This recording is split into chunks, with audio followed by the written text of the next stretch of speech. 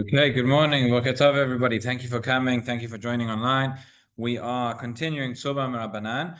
Quick housekeeping announcement. Next week, there will be a shir, although some of you will not be here. There is a trip, Life on the Edge. Hanasi is traveling up north, and I will be joining for some part of the trip, but the plan is to have a shir still next week at 10 a.m., and then there's enough time for me to get up to Ma'alot afterwards. So there will be a shir next week for those who are here, and those who are not here or on the trip. You can log into the recording afterwards.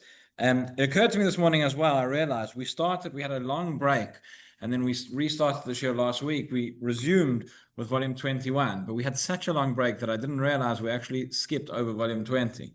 And none of you noticed either, so that's fine. But we completed volume 19, so maybe we'll go back to volume 20. The issues of, we didn't discuss, if you remember, issues of animals and muktzah, and is this ringing a bell? Did we do that? Ring a bell that we didn't do it. Okay, yeah. That's what I thought. So I was realized this morning as I was looking through that we actually skipped volume 20. So we'll go back to volume 20 before we continue 21. But in the meantime, we are in the first share in volume 21 of Tzurba Rabbanan. Last week there was no share, but 2 weeks ago we started discussing the laws of Bniyat Ohel, of building a tent on Shabbat, right? Or as we said, it's probably a better translation, building a canopy. And we saw the difference between Ohel Keva and Ohel Arai. Right? We saw that essentially the Torah prohibition would be constructing a permanent canopy. And we said generally an Ohel is defined whereby you have walls and you have a roof, which is at least the width of a tefah. Anything less than that is not going to be. But we said that the Torah prohibition is going to be in terms of, we'll get into the books in a few moments. I'll let you know exactly which page. But the Torah prohibition would be constructing a permanent Ohel. As a result, there is a rabbinic prohibition of constructing a temporary Ohel, an Ohel Arai. This comes up very, very often. And what we said was, we saw in the Gemara that building a permanent building a temporary Ohel, an Ohel Arai, building it from scratch, that would be forbidden. That would be a rabbinic prohibition. But extending already a pre-existing canopy, which is temporary, if it's permanent, no good, but it's temporary, then you would be allowed to add on to one that is already existing. That would be because creating a new one is a Isur Rabbanan, adding on to it would be permitted. So that is why, for example, we saw when you have the retractable roofs, right, which is already extended at least a tefach, to extend it further and bring it back, that would be permitted. We spoke about the roofs on the sukkot, right, that you could lift up and bring down. Spoke about baby strollers, a few other things, and we ended off talking about umbrellas, right, which came up in the Gemara share as well last week somehow. But we said that essentially, or the agreement of all of the poskim is that we may not open, or we may not even use a pre-opened umbrella on Shabbat. Okay, I wanted to, just before we get in and carry on, I wanted to share with you something which is not in the book, but a fascinating tshuva which I came across this week, which is related to the sugya of binyan, of building on Shabbat. We're talking about here specifically Ohel tents, but it's all related to the Melcha of binyan. So I want to share with you a question that was asked to Rav Rimon, and this can be a very, very relevant question, particularly if you have children or grandchildren who you spend time with on Shabbat. And the question was as follows. Mischak belego b'Shabbat lemvugarim. Is one allowed to play with a Lego on Shabbat? This is as I say, depending on who your kids and grandkids are, this may be a very relevant question. So he writes like this. I'll share with you the answer of Rav Rimon. He said, at first sight, we would expect that building Lego, again, we're talking about, the things that you put together. Sometimes they can be very, very intricate. These Lego pieces. We just came back from holiday. I brought for my son a racing car, which is made out of Lego. A lot of the times, once it's put together, it took him about 30 seconds to put the whole thing together. But once it is assembled, you could. What's that? We were hoping in vain, but like I say, about 30 seconds, right? But once it's put together, sometimes you can't even tell that it's Lego itself until that one piece falls out. And once that one piece falls out, it's impossible to ever get it back together. But it's very much a permanent structure. I'm not talking about, sometimes you have the blocks for younger kids. We have the small blocks and they come and you take them apart, you put them together. There's nothing really permanent about that. It doesn't require any sort of skill. Okay, but the smaller pieces is much more of a question. So he writes as follows. באופן עקרוני, תקיעה של חלקי כלי אחד בתוך השני אסורה מהתורה. Generally, we would assume that when you have different pieces, right, when you're attaching very tightly one piece to another, that could be even in a Torah. ובדבר שדרכו לתקע, אף אם בפועל מחבר בלי להדק, הדבר אסור מדרבנן. Meaning when I have to connect things, right, I have to screw one piece into another. That is assembling, that is building. Now, if there are two pieces, which the way that it's generally done is to connect them very tightly, even if I don't connect it to the tightest possible way, I just stick them together, that would still be an Isur D'Rabbanan. Okay, quote all the sources without going into everything. It says, right, Lego pieces, generally speaking, they attach one to the other. They can be very, very tight. You'll know this when you've ever tried to take them apart, right? You know just how tight they can be. So at first glance, you might even say that attaching the Lego pieces together would be an Isur Torah. And if I attach them in a not the tight way, but I attach them loosely, that would still be an Isur D'Rabbanan. וכן כתבו בשם רב אלישיב לאסור בנייה בלגו כיוון שהוא מהודק, וכן פסק בשבת שבת כהלכתה. Okay, and that is the psak of Shvat Shabbat כהלכתה, and Rav Elishev, that putting Lego together would be forbidden on Shabbat. Continues Rav Rimon. אך לכאורה ניתן ללמוד סיבה להתיר בעניין זה מדברי המגן אברהם. He says the Magen Abraham is going to give us a grounds for leniency here. Why? שמותר לכסות כלים במכסה, גם בדרך של הברגה חזקה, דהתם אין עושים לקיום, רק לפותחן ולסוגרן תמיד. So essentially, the Magen Abraham brings a case in Siman Shin Yud Gimel, whereby you can cover things, that way you have a cover that you put on top of kelim, and even though you're going to tighten this cover and put it on top, since it's constructed in such a way that the intent is, even though now it's tightly covered, but it's made in order to be removed and to be put back. All right, I don't want it to be there permanently. So that is the Magen Avraham, and similarly writes the Taz, similarly the Shulchan Aruch Harav, which is the Admon Mechabad, right? אין בהם שום איסור, לא מנטילתן משום סתירה, ולא בהחזרתן משום בניין, לפי שאינן עשוין לקיום כלל. It says it's not put there to be permanent, it's put in such a way only to be open and closed, these covers that you tie down, and therefore he allows it. גם שבת עצמה, ולא עשוי בניין ארעי או סתירה, אלא כשאינו עשוי על מנת לסותרו בשבת עצמה, שאף בניין השעה לא נעשה אלא כאשר הוא מתקיים גם לאחר שבת.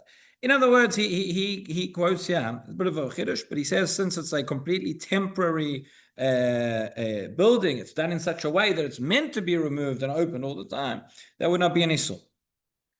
And therefore he says, לא זאת, לכאורה יש להתיר גם בנייה בלגו, כיוון שהיא בנייה ארעית, he says, therefore, when it comes to Lego, the way the pieces are made, all the time, you put it together, you take it apart, you put it together, you take it apart. Now, already here, and he'll say later on in the Tzurba, we can already distinguish between different types of Lego. You know, once upon a time, when we were kids, and you remember growing up, so you had, what was Lego? You had a box of all different pieces and all different colors and all different shapes, and you put them together. Nowadays, nobody goes for that. Right now, you have to put together the racing car or the Harry Potter castle or whatever it is. You buy the Lego and it's a structure and it comes with these instructions. Nowadays, this is how intricate things have gotten, that you have an app. It's not enough just to have the instructions. You have a QR code and then you have to scan it on your phone and then you can see the instructions, okay?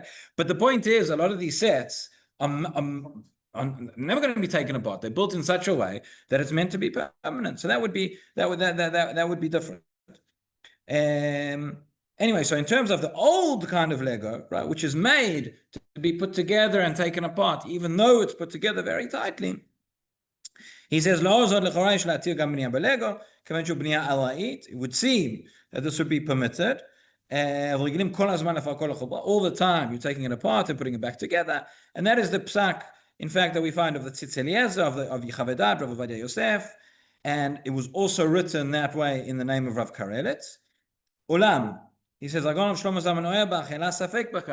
Zalman casts doubt on this. משום שבלגו הבנייה החוזרת היא כל פעם בצורה אחרת, בניגוד לכיסוי הכלים שמתחברים כל פעם מחדש באותו אופן. So that's very interesting. Shlomo Zalman says, again, before we get to, even if it's made in such a way, you're taking it apart and putting it back together. Every time you put it back together, you're making a different construction. Yesterday it was a castle, tomorrow it's a house, the next day it's a car, whatever it is. right? It's the same pieces, but these kisuye kelim that the Magen Abraham writes about, these covers, it's there, it's in one place. I take it off, I put it back, I take it apart, I reconstruct it, but it's always the same thing that's being reconstructed. Here, with the Lego, it says you build it, you make something, and then you take it apart, and now you're building something new. So you had a structure that was built. So therefore, if Shlomo Zalman says that when it comes to Lego, he says adults should not play with it. He says children are allowed to. So Raj Rabbi Morning continues. He says, במקרה שלנו בבנייה בלגו, נראה שגם המחמירים בבנייה מהודקת אוסרים רק מדרבנן ולא מהתורה. He says, in our case, in any event, the Lego would seemingly not be the form of construction that you're doing here. You're not tightening in screws. Maybe there are more advanced forms nowadays. But again, generally, you're just sticking the pieces together, even though it's tight. But that would be an Yesod Rabbanan. In any event. ובפרט שהוא ביסודו משחק מיועד לילדים, נמצא שיש כמחלוקת אחרונים בדין דרבנן. So therefore, we find ourselves have a machloket achronim, as we've seen, on a din which is drabanan. And therefore he says, and this is very, very interesting, לכן נראה, שמקום שיש צורך בדבר, he says, if there is a need for it, okay, what is the need to play Lego? So again, and I love this tshuva because you see again the sensitivity of the posek, and there are a number of different considerations. יש מקום להכיר בבנייה בלגו בשבת לצורך משחק עם ילדיו, שפעמים רבות מתאפשר דווקא בשבת.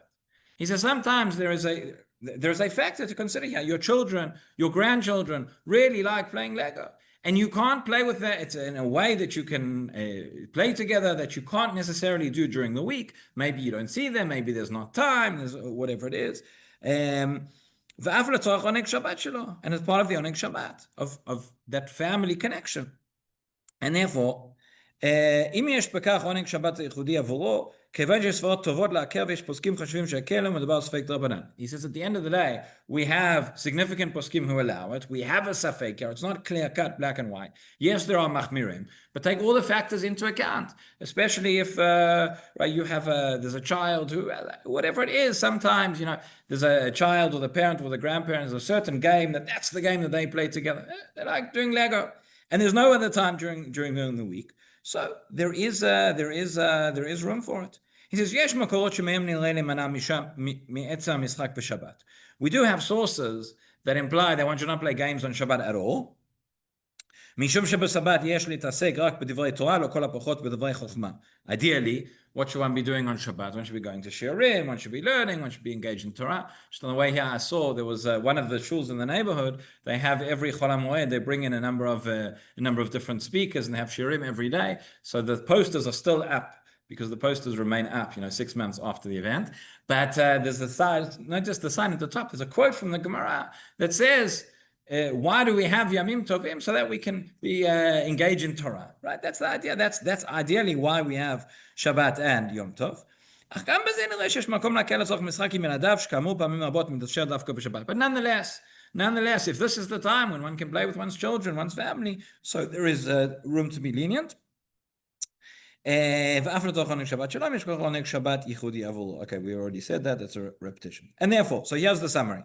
He says, לכן הלכה למעשה. א', בנייה בלגו גדול שאינו מתחבר באופן מהודק, בדרך כלל מיועד לפעוטות מותרת בשבת. Okay, we're talking about a Duplo, or the blocks, the big blocks that they fall apart all the time. Those you're allowed to put together, no question.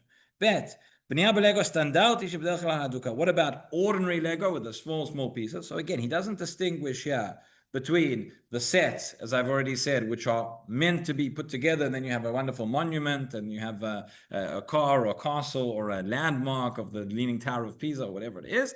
That you cannot do on Shabbat. But other pieces, right, which you would put together, he says, you put it together and you take it apart, etc. That we saw as a machloket of the achronim. נראה שיש מקום להכר בכך לצורך משחק עם ילדיו. He says there is room to be lenient if that is the way that you can play with one's children, דווקא בשבת, ואף לצורך עונג שבת, and therefore that is and therefore that one can be lenient.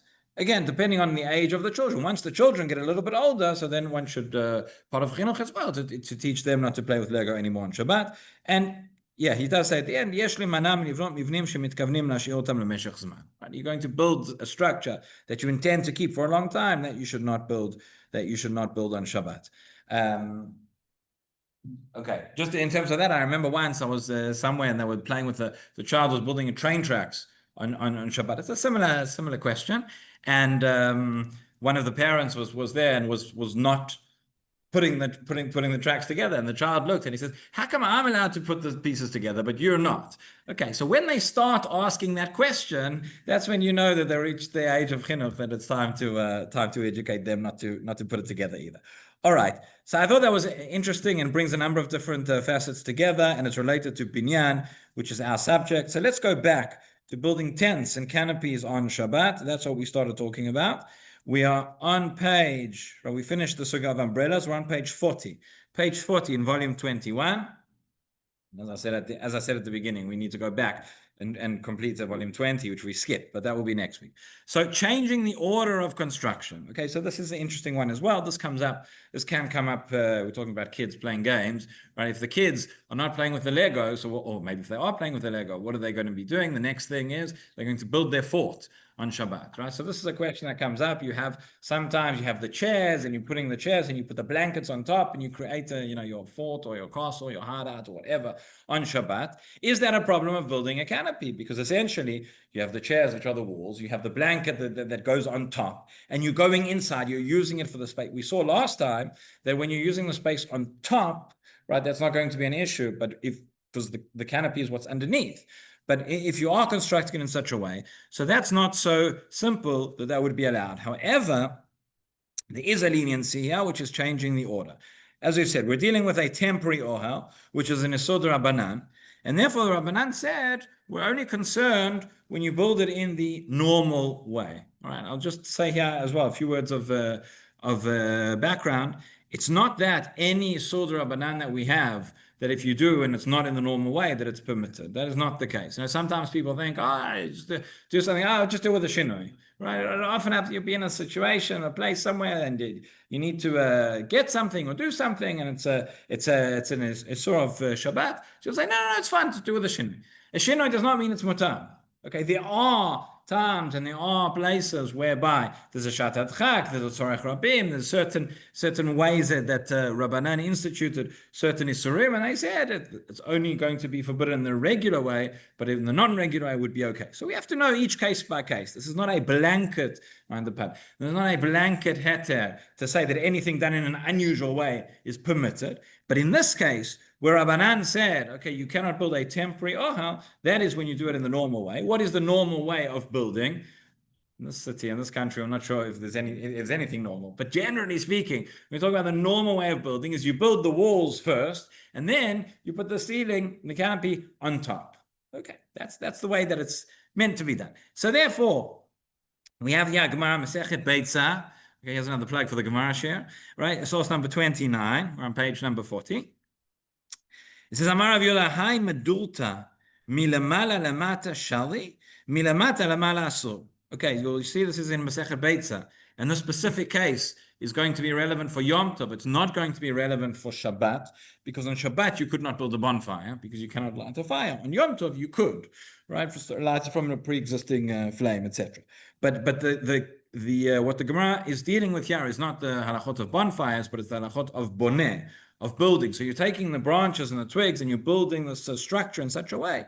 So it says Rav Yoda, milamala lamata shali. If you build it from the top downwards, I put the roof, the covering up first, and then I build the walls, that is going to be permitted. Milamata lamala asur. But from bottom to top, that is forbidden. Okay, different examples of different other cases whereby you would construct something which is similar to an ohel. And therefore, the Shulchan Aruch says here on source number 30, he says, Mita. When you set up a bed, don't place the legs first and then the boards on top. Okay, we mentioned this last time. How fortunate are we to live in an age where our houses are big enough that we can just have our beds permanently set up. In the days of the Gemara, you had folding beds and you'd have to fold them away in the morning and put them back up in the night right? So this is why all the time we talk about folding beds and unfolding, etc. Nowadays, it's not like that. But so he says that if you were to put the legs first and then put the boards on top, so that's constructing an oil. First you put the boards up in the air, and while you're holding them, and then you can put the legs underneath. Right, and that would be the same thing like we said. If you're building a fort or something like that, you hold up the blanket first, and then you bring the chairs. That's okay. Actually, I think we have that case here. Yeah, have a look on page 45. On page 45, it's brought to source number 39 in the Shabbos Home, which says, contemporary English sefer of Simcha Bunim Cohen, it's forbidden for children to drape a blanket over two chairs on Shabbat in order to make a tent in which to play, because the blanket is being used as a covering for people. Okay, we'll get onto the sugya now about the fact that there are no walls as such. But then you see in source number 40, the Pninei Halacha of Melamed writes, Asur Chamim lasot oel alai b'Shabbat. This is precisely what we're talking about. You cannot make a temporary ohel on Shabbat. If you change the order of its construction, that is going to be permitted. And therefore, לפיכך, אסור לילדים לפרוס מיכל כיסאות כדי ליצור שם אוהל להסתופף בתוכו. You cannot, children and adults as well, cannot place a blanket on top of the chairs in order to go and play underneath. But if you stretch out, hold out the blanket first in the air, and then place the chairs underneath, mutar, that is permitted.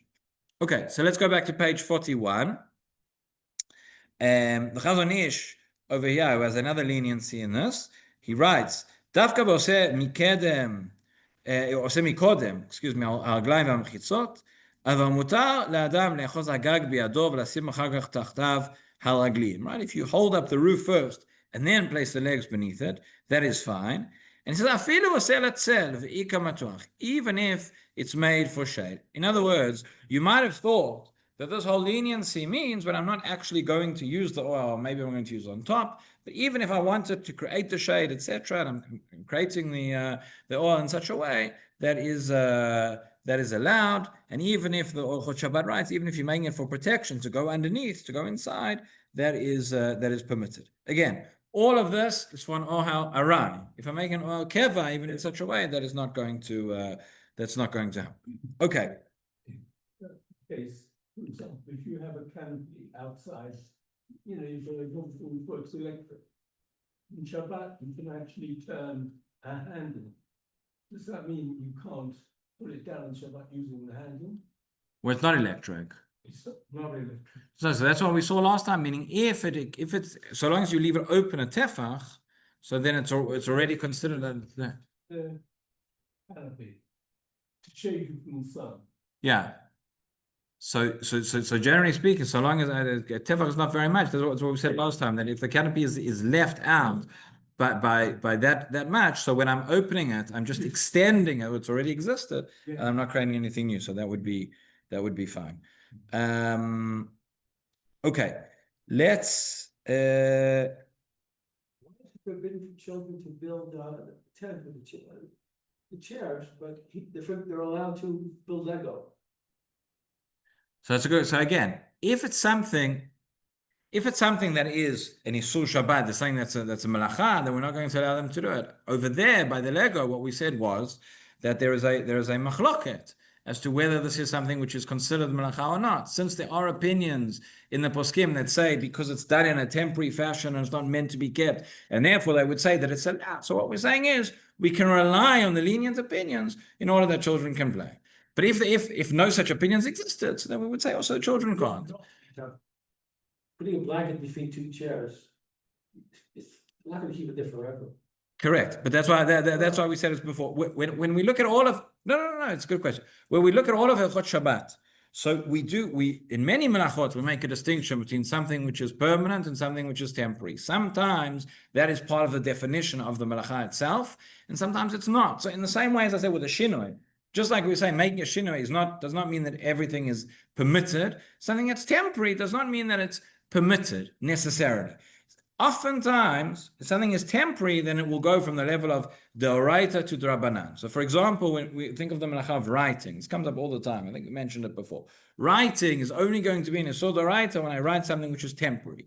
If I write something which is permanent, if I write something which is temporary, for example, so you have in the army and you have in the hospitals and all these things, they have these Shabbat pens, right? What's a Shabbat pen? Is a pen where you write whatever you write, and within 24 hours, the ink is going to be erased. It's going to disappear. So that is temporary writing. Okay, is temporary writing permitted? Can we say now? This is this is the way I have a to-do list on Shabbat. I wake up in the morning and I want to remember all the things that I have to set up for what to do. So I'll just write it with a temporary pen, and then I won't forget. No, you can't do that. It's still going to be an isur drabanan, but somebody's in a security setting or a medical setting, etc. It's a shatat chak, and there's a necessity to write. So it's better to do in a way that it's a drabanan, not a sodoraita. Okay, but it doesn't make it mutar. The point was, by the case of the Lego, that was what Rav Rimon brought. He said the Magen Avraham says that when it comes to construction, if it's done in such a way that it's temporary, it's no longer called construction. Because what does building mean? I mean, you build something which is built in order to be taken apart. So that's not going to be okay. So that's why there he allows it. But here regarding Oel, again, and this is what we said at the beginning. We said last week, there is no melacha. Well, there's no melacha of asiyat ohel. Right? If you look in the list of the 39 melachot, you'll not find a melacha that's called building a canopy. You'll find a melacha that's called building. So part of the derivative of the melacha of building, we said, is making a tent. So we said asiyat ohel, which is permanent, that is going to be an isur d'oraita.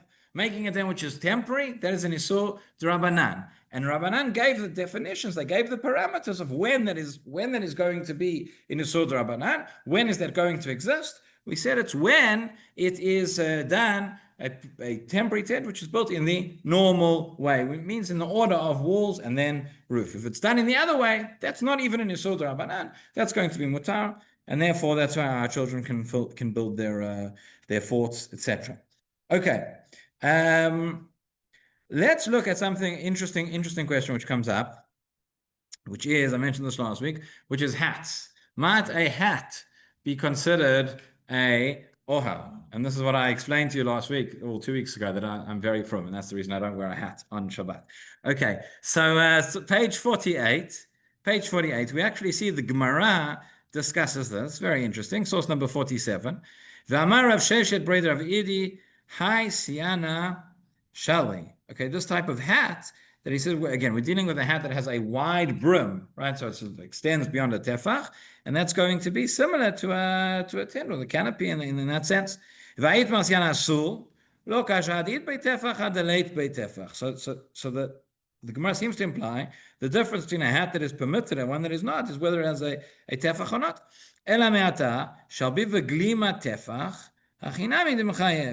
So the same way you would say that if one extended a cloak, a tefach above beyond one's head, that would also be. So you say, Ela lo kasha, hai demi hadak. No, it depends how firm, how tightly it is. If you're just holding it there and it's not, but if you have a hat which is very, very tight and you have this tefach that extends above, that would seem to be the problem.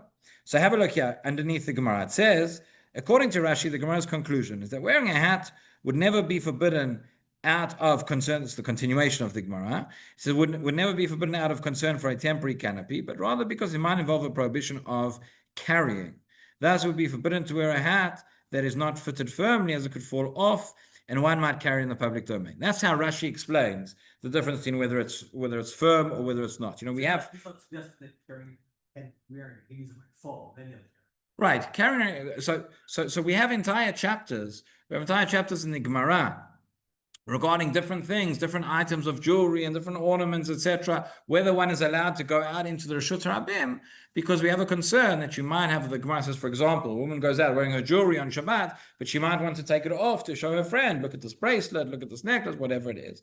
And if there's a concern, if it's the type of ornament whereby one is going to often take it off and end up carrying it, then you would not be able to carry it into a Reshut Rabim. A lot of these halachot are not familiar to us nowadays, because just about everywhere we go, we have an Eruv, so we don't even think about it. But if you go I don't know, to Rome, for example, which is a city where they don't have an Eruv, right? So then you have to think about all these things. And generally, the principle is any item of clothing that I'm wearing, right? Wearing an item of clothing is not considered carrying. So I walk around, I'm wearing my talit. I can wear my talit to go to shul and to come back because it's an item of clothing. I'm not carrying it. What do you do if you're in an area where there is no Eruv? What do you do with your keys? So you have a key belt, right? People are familiar where the key becomes an inherent part of the belt itself, and therefore you're allowed to. A lot of people get it wrong, and a lot of people just have a belt and they just attach the key that's dangling off the belt. Well, you're not wearing the key; you are carrying the key, and that would be a problem. Someone has to know exactly how it's done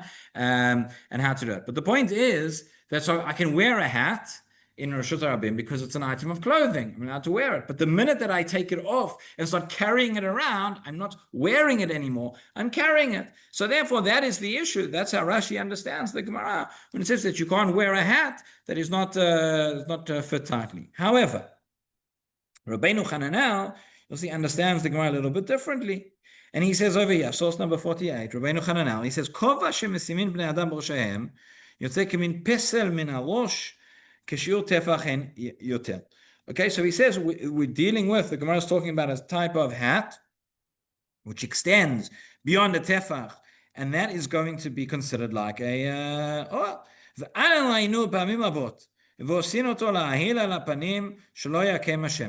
What is an oil? What is a canopy? It's something you have above your head or above in order to protect you. So you have your hat, which extends above your head in order to protect you from the sun. That fulfills this criteria. So Rabbeinu Hananel understands that if it's not tight, meaning that it bends, that it's not like something that you have on top of your head, but it's just a piece of clothing that goes along with you. But if it's something which is very firm and is on top of one's head, then that is like a canopy, and that would be prohibited. So have a look. The Shulchan Aruch brings us number 49. He says, tefach. So you have a hat that extends outward, at least a tefach.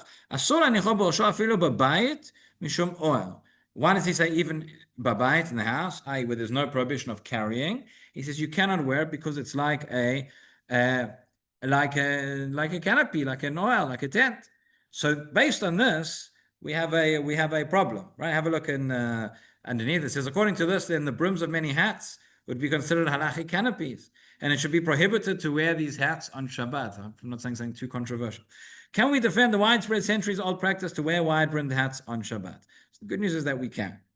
Okay, and we'll see the Taz over here says, again, what did Rabbeinu Hananel say? He said, when do I say that this is going to be considered a ohel? When it serves the purpose of an ohel. It's there for protection. It's there to save me from the sun or whatever it is. But when you are wearing the hat, not for that purpose, but you're wearing it for a religious purpose or for fashion, okay, then that's not going to apply. So says the Taz in source number 50.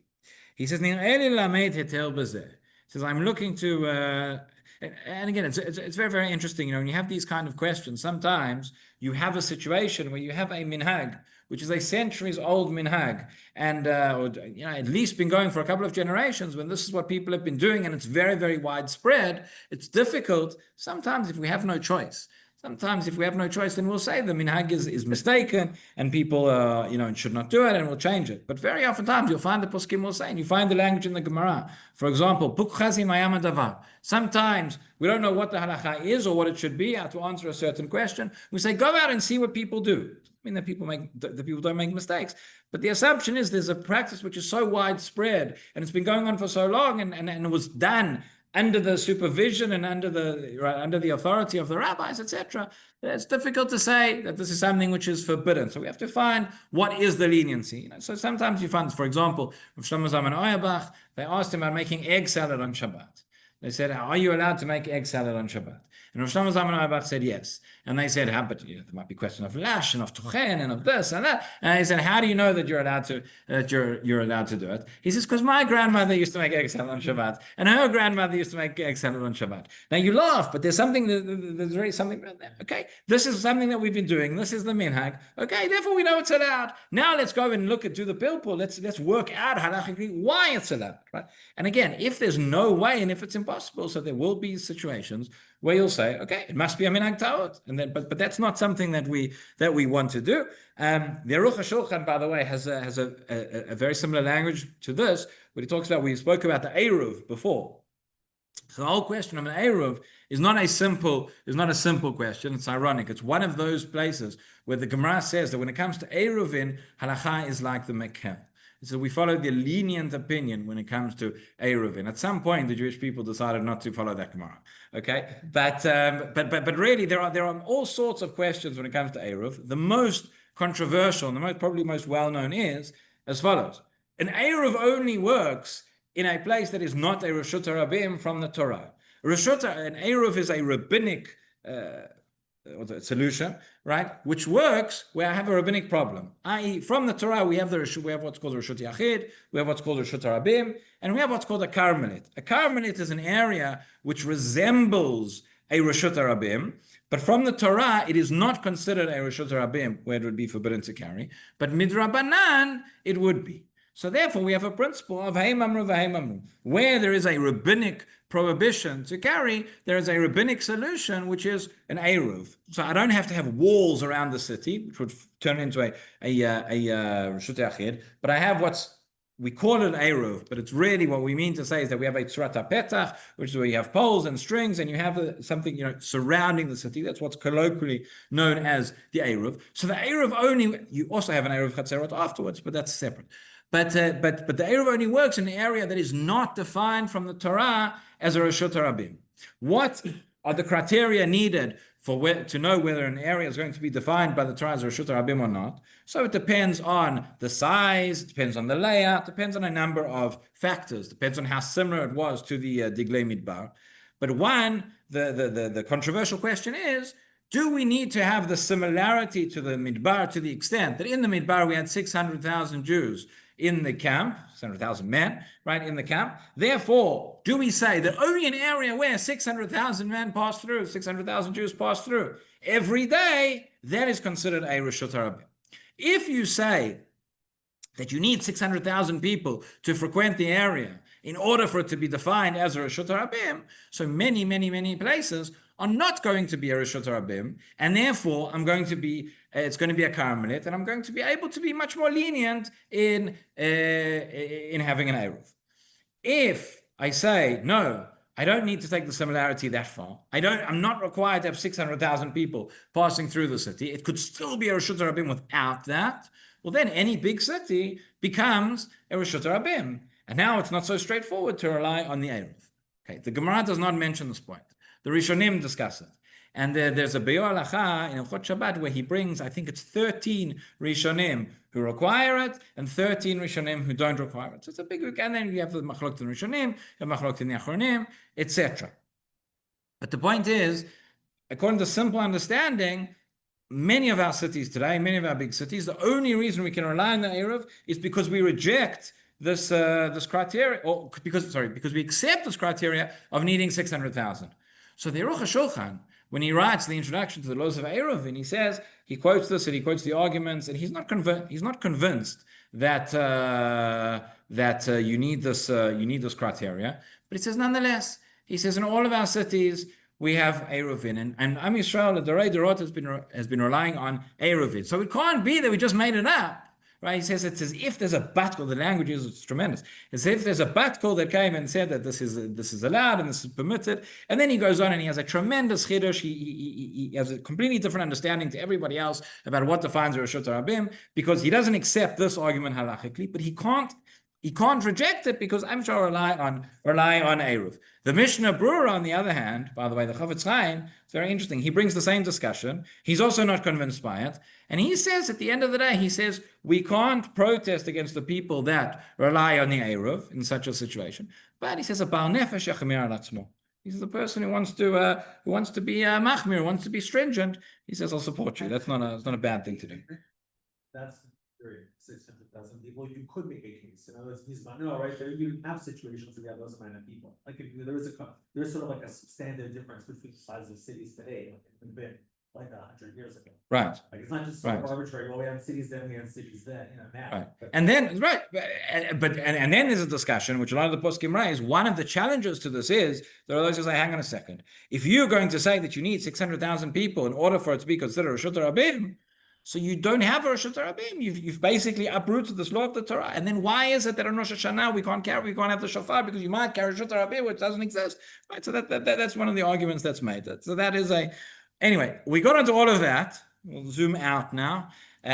We got onto all of that because we were discussing about when you have a minhag and we're trying to justify the minhag that exists. So we're going back to the hats. So the Taz says as follows, source number 50. He says, he says it has to be, you can't say, come on, you can't say that we can't wear hats on Shabbos, surely.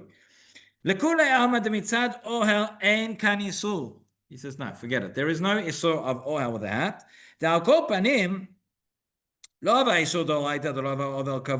First of all, it was never going to be an isur d'oraita because it's not a permanent ohel.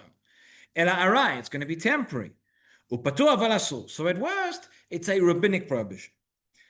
Rabbinic prohibitions are still important. I always stress this because sometimes people say, it's just somebody said to me last week, like, no, but from the Torah it's allowed. I said, yes, but the rabbi said it's forbidden. No, but from the Torah it's allowed. No. We still have to listen to the rabbanan.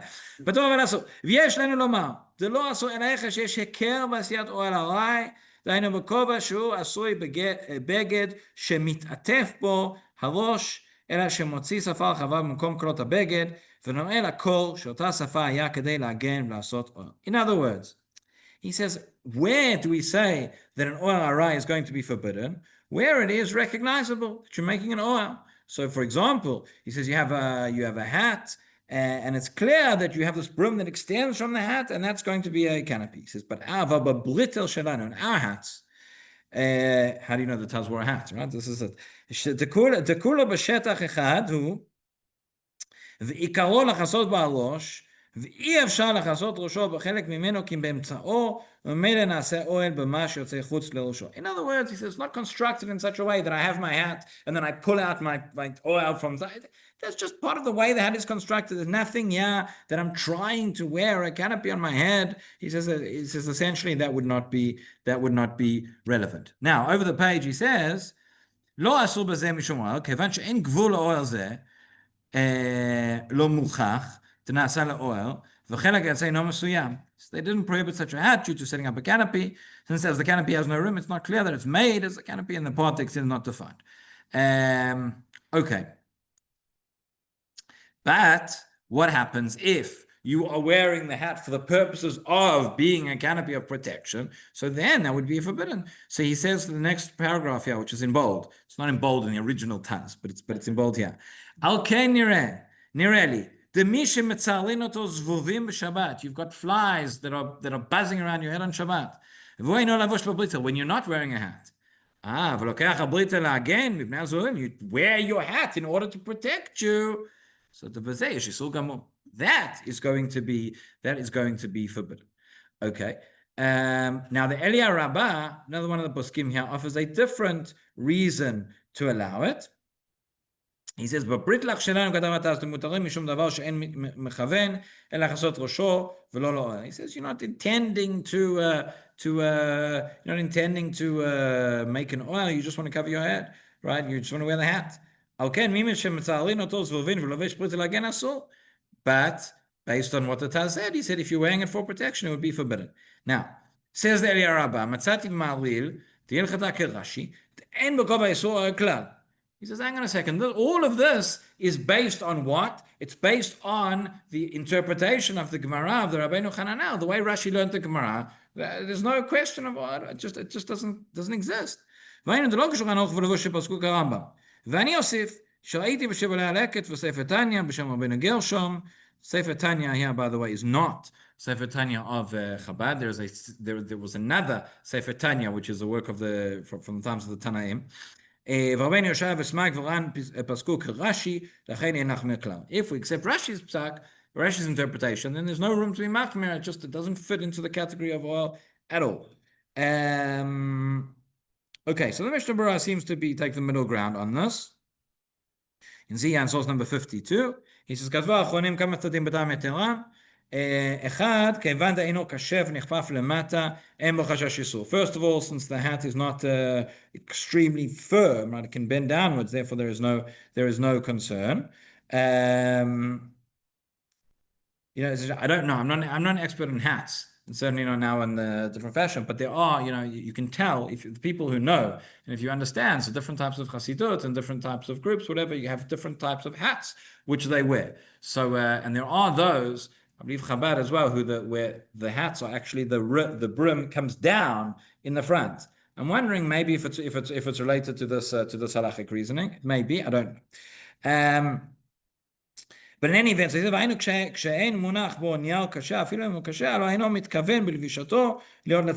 you don't intend for it to be there to provide shade, etc. And then he quotes the reasoning of the Eliyahu Rabbah. Okay, that is so that's what we've already seen. Now the Ochot Shabbat over here in source number 53 writes, if Shad Lefizeh, Im Yobash Kova Shekol Ikar Kavanatol Hashem Tzel, כגון כובע מצחייה לילד, או כובע קש רחב שוליים, יש לך מצווה. Based on what we've seen, if your intent in wearing the hat is only for protection, for shade, etc., maybe there's room to be more מחמיר. ובזה לא קיים אלא הטעם שהאלי הרב"ד, סמכו עלינו שיטת רש"י, וצריך עיון. Again, I think that nowadays the more common practice is people are not as, we're not so stringent about wearing the hats, and when we do wear hats even for shade, there is, as you've seen, there is what to rely on. Okay, one final topic which is related here, not constructing oil as such, but it's constructing partitions, mechitzot. This is a question that comes up in many different settings where you put up a curtain or you put up something, right? You put up a wall, essentially. Is that going to be a problem on Shabbat? So Rashi in source number 54 on page 53, source number 54. Okay, Rashi writes, when it comes to talking about an ohel, so Rashi says, v'dafka gag, aval mechitza lav ohel. Right, as we've seen already, the roof is what is considered part of the ohel, but the wall is not. V'shali lefulsal tzniut. So to put up a wall, but by mechitza, that one could do if that's doing it for tzniut, for privacy, for modesty, etc.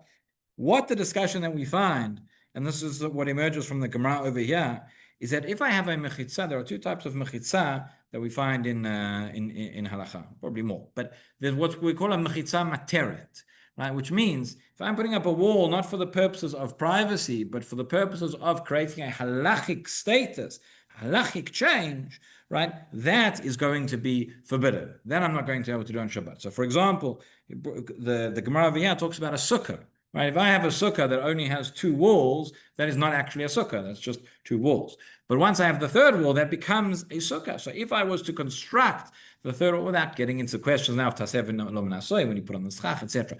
But if I was going to construct that third wall on Shabbat, that would be changing the halachic states. That would be creating the sukkah. That would be a problem. If I have three walls and I add a fourth wall, so if I have a sukkah with three walls, that's a sukkah, and with three walls. And if I have a sukkah with four walls, that's a sukkah with four walls. But it's still, it was a sukkah, it is a sukkah, it remains a sukkah.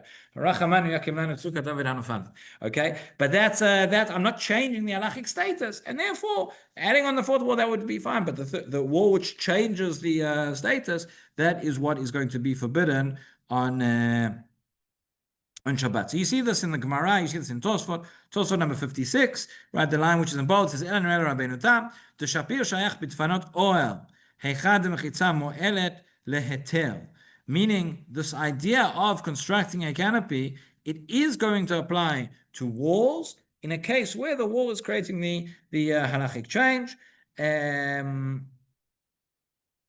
Right? Where else could a wall create the halachic change? We spoke about carrying before. If I have an area which is considered a carmelit or is considered whatever it is, once I add the walls around it, then now I'm permitted to carry in this area because I've turned it into a reshut yachid, right? Changing that status, that may not be done. That may not be done on Shabbat.